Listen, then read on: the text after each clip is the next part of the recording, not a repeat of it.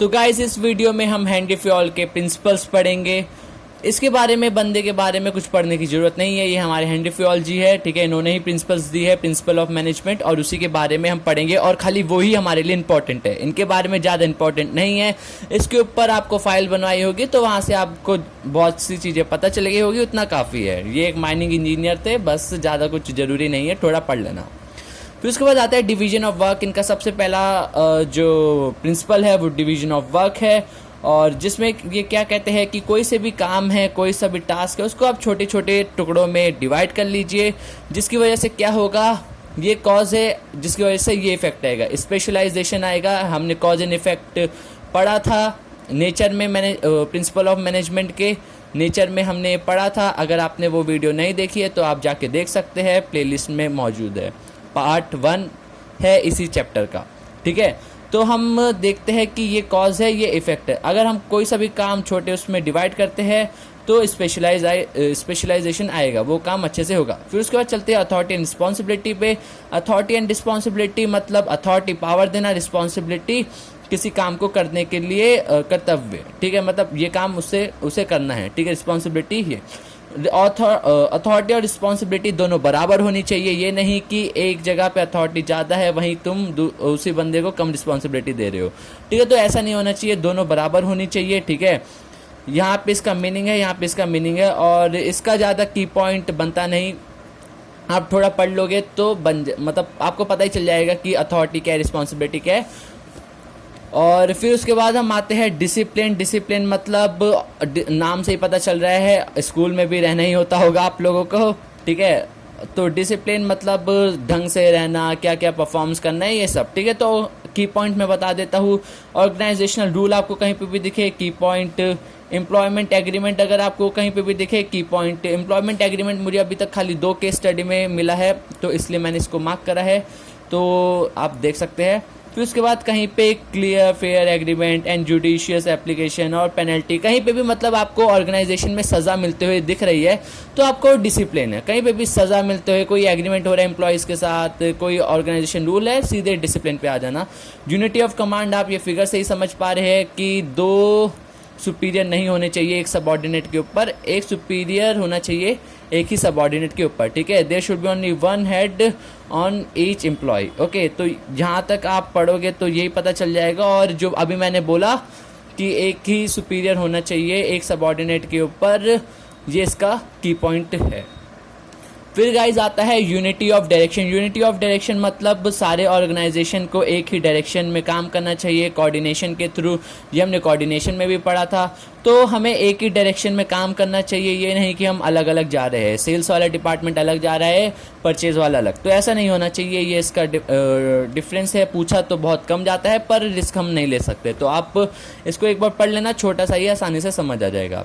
फिर उसके बाद आता है सबऑर्डिनेशन ऑफ इंडिविजुअल इंटरेस्ट और टू जनरल इंटरेस्ट। इसमें क्या होता है कि हमें किसी एक इंडिविजुअल के इंटरेस्ट को ध्यान में नहीं रखना है, बल्कि हमें ऑर्गेनाइजेशन के इंटरेस्ट को ध्यान में रखना है, ठीक है। अगर ऑर्गेनाइजेशन का इंटरेस्ट इफेक्ट हो रहा है किसी इंडिविजुअल के इंटरेस्ट से, तो वो इंटरेस्ट पे हमें काम नहीं करना है, ठीक है। तो हमें ज़्यादा प्रेफरेंस किसको देनी है, ऑर्गेनाइजेशन के इंटरेस्ट को as compare to individual, okay. ये प्रिंसिपल हमें इतना ही बताता है, और जितना मार्क करा है उतना काफ़ी है इससे।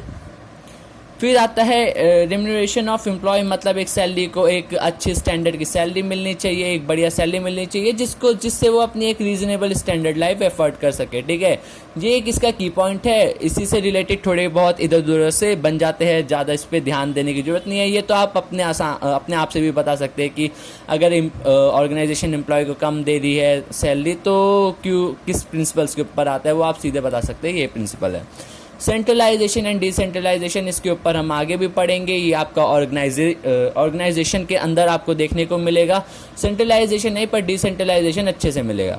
सेंट्रलाइजेशन आपको पता है कि पावर कंसंट्रेट रखना टॉप लेवल मैनेजमेंट के पास ही, और डिसेंट्रलाइजेशन मतलब नीचे तक पूरे जितनी भी लेवल है वहाँ तक अपनी अथॉरिटी देना, ठीक है, और रिस्पॉन्सिबिलिटी भी प्रोवाइड करवाना। फिर उसके बाद गाइज आता है ये स्केलर चेन। स्केलर चेन आप ये फिगर देख सकते हैं, बहुत इंपॉर्टेंट है। जब भी आप इस आंसर को लिखो, इस पॉइंट को लिखो, इस रिलेटेड को ये आंसर, ये फिगर जरूर बना देना। और ये वाला जो प्रिंसिपल है ये सबसे ज़्यादा पूछा जाता है। और स्केलर चेन क्या कहता है कि ये जो एक फॉर्मल लाइन है ये ही फॉलो होनी चाहिए, ठीक है। तो यहाँ से यहाँ तक इसके बारे में आपको इसके बारे में पता चल जाएगा कि ये फॉर्मल लाइन है, हायर टू लोअर रैंक, बस स्केलर चेन इसी को कहते हैं। फिर उसके बाद ये स्मूथ फ्लो और यूनिटी ऑफ कमांड को इंश्योर करने के लिए यूनिटी ऑफ कमांड हमने अभी पहले पढ़ा है, ठीक है। फिर उसके बाद आता है ये गैंग पैंग, ये जो छोटा छोटा डॉट डॉट डॉट डॉट आपको दिख रहा है, मतलब ये फास्ट कम्युनिकेशन के लिए, अगर किसी इधर वाले डिपार्टमेंट को इधर वाले डिपार्टमेंट से बात करना है तो ये यूज़ करके कर सकता है। फिर उसके बाद आता है ऑर्डर। हमने ऑर्डर पहले वाली वीडियो में देखा था, जो कि मैंने बोला था इस वीडियो में मैं समझाऊंगा। तो अगर आपने वो वीडियो नहीं देखी तो आप जाके देख सकते हैं। प्रिंसिपल ऑफ ऑर्डर मतलब कोई सी भी जगह, कोई सी भी चीज़ है, कोई सी भी, चाहे वो ह्यूमन हो चाहे वो नॉन लिविंग हो, ठीक है, कोई रिसोर्सेज हो, कोई सी भी रिसोर्सेज हो ऑर्गेनाइजेशन में, ठीक है, कोई से भी टूल्स हो, मशीन्स हो, तो उसके लिए एक फिक्स जगह है ऑर्गेनाइजेशन में और वो चीज़ वहीं पे पाई जानी चाहिए। तो यहाँ से लेके यहाँ तक इसका कंटेंट है और इसी के अंदर से कहीं से भी अगर आपने इसको अच्छे से पढ़ लिया है तो आप आराम से केस स्टडी सॉल्व कर सकते हैं। इक्विटी यार ये आप फिगर देख के ही समझ पा रहे हैं, लड़की को ज़्यादा पैसा मिल रहा है और ये लड़के को कम, ठीक है। तो इक्विटी होनी चाहिए अगर वो दोनों सेम ही पोजीशन में काम कर रहे हैं, सेम ही जगह पे काम कर रहे हैं। फिर उसके बाद गाइज ये आता है 12th स्टेबिलिटी ऑफ पर्सनल, मतलब कोई सा भी अगर बंदा सिलेक्ट कर रहे हो आप, कोई सा भी बंदा हमने सिलेक्ट करा तो कम से कम उसे कुछ समय के लिए अपनी जो उसकी पोजीशन के लिए सिलेक्ट किया है वहाँ पे उसको रखना है, उससे काम करवाना है। ये नहीं कि वो सिलेक्ट हुआ और उसका तुरंत ट्रांसफ़र कर दिया और ट्रांसफ़र करे जा रहे, कभी मुंबई से दिल्ली, कभी बेंगलोर, कभी इधर कभी उधर, तो ये नहीं, उसको एक फिक्स पीरियड के लिए हमें उस पोजीशन पे रखना है ताकि वो अपनी जो एफिशिएंसी के साथ, अपनी जो कैपेबिलिटी है उसके साथ वो काम कर सके और अपना आउटपुट दे सके। नहीं तो उसके बिना हमें पता ही नहीं चलेगा कि हो क्या रहा है, और जिसकी वजह से टर्नओवर बढ़ जाएगा, तो ये टर्नओवर बढ़ना मतलब ये की पॉइंट भी है गाइस, ये याद रखना, ये आपको एज इट इज़ मिल सकता है। इनिशिएटिव मतलब कि आप एम्प्लॉयज़ को बढ़ावा दो, कि सजेशन दे आप लोग और डिसीजन मेकिंग में उन्हें लो, ठीक है, और उनसे आइडियाज़ लो। कोई सभी डिसीज़न कर रहे हो तो एक बार उनसे सलाह लो ताकि उन्हें मोटिवेट हो और वो सजेशन दे सके, ठीक है। और अगर वो कुछ अच्छा सजेशन देते हैं जिसकी वजह से आपका फ़ायदा होता है, आपके ऑर्गेनाइजेशन का फ़ायदा होता है, तो आप उनको मतलब अच्छा गिफ्ट दो, जैसे मतलब देते हैं ना कि हाँ भाई, रिवॉर्ड देते हैं कि तुमने बहुत अच्छा काम करा, तो आप उनको रिवॉर्ड दीजिए, ठीक है।